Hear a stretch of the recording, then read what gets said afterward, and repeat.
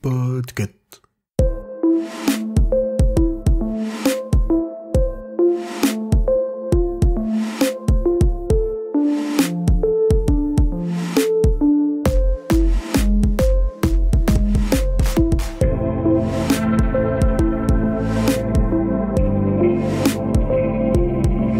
Bonjour tout le monde, vous écoutez le numéro 77 de la Gazette du Maine, le podcast de Stephen King France qui vous résume l'actualité de Stephen King. Je suis Émilie et je suis très heureuse de vous emmener avec moi en balade dans le Maine pour vous conter les nouvelles informations depuis le 4 juillet.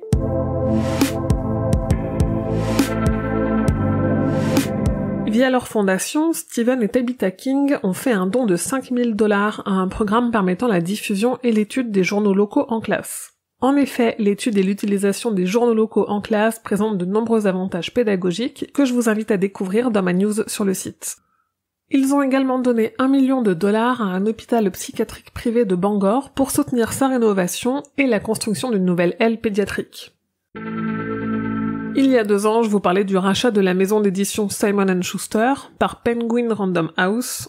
Dans le cadre de ce rachat, Stephen King est appelé à témoigner pour s'exprimer sur les potentiels changements que cela pourrait avoir sur les avances de droits d'auteur que les auteurs populaires touchent.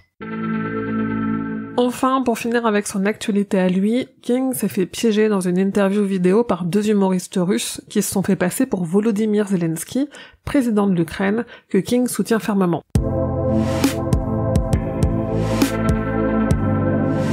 L'adaptation de la nouvelle Le téléphone de Monsieur Harrigan avance à grands pas. Issue du recueil Si ça saigne, cette histoire débarquera sur Netflix à l'automne, d'après King lui-même. Reste à savoir si la sortie en France se fera de façon simultanée. À l'inverse, s'il y a un film qui n'avance pas, c'est la nouvelle adaptation de Salem, puisque sa sortie a été repoussée de plus de 7 mois, passant de septembre 2022 à avril 2023. La sortie en Blu-ray et DVD en France du film Firestarter, la nouvelle adaptation du roman Charlie, a été annoncée par Sony France pour le 19 octobre. Les bonus contiennent notamment une fin alternative.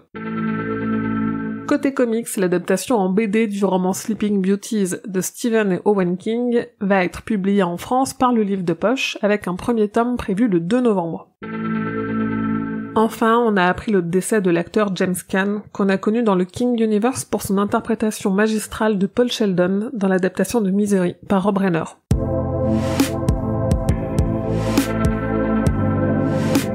Le nom de François Vaillancourt ne vous est sans doute pas étranger puisqu'il a illustré beaucoup de livres de King pour les éditions Cemetery Dance. Il y a peu, il s'est amusé à créer les couvertures de 14 livres de King avec leur titre original et non le titre sous lequel ils sont parus.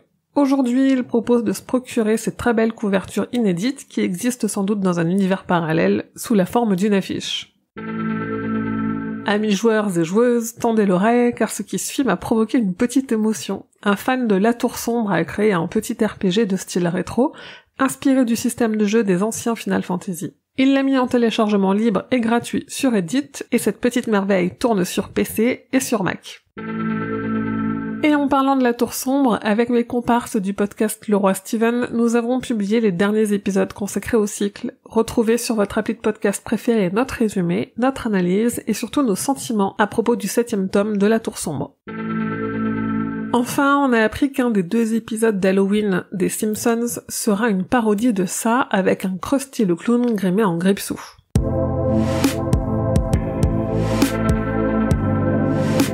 Le 26 juillet est publié en anglais le tome 2 du comic qui adapte le roman Sleeping Beauties, coécrit par Stephen King et Owen King. Le 16 août, c'est le tome 3 du Fléau en comic qui sort dans sa version rééditée en français par Delcourt, et le 19 août commencera Stephen King Rules, le festival en ligne de $2 Babies.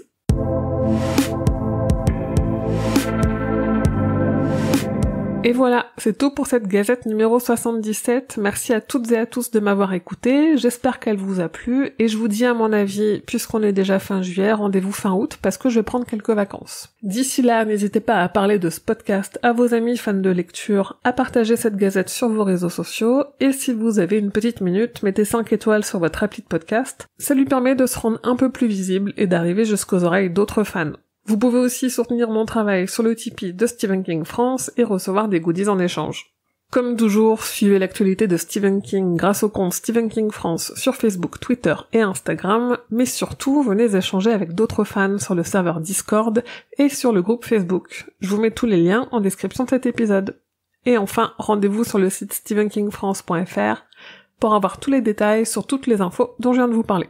La Gazette du Maine est un podcast du label Podcut. Rendez-vous sur podcut.studio pour découvrir ce que font tous les autres podcasts.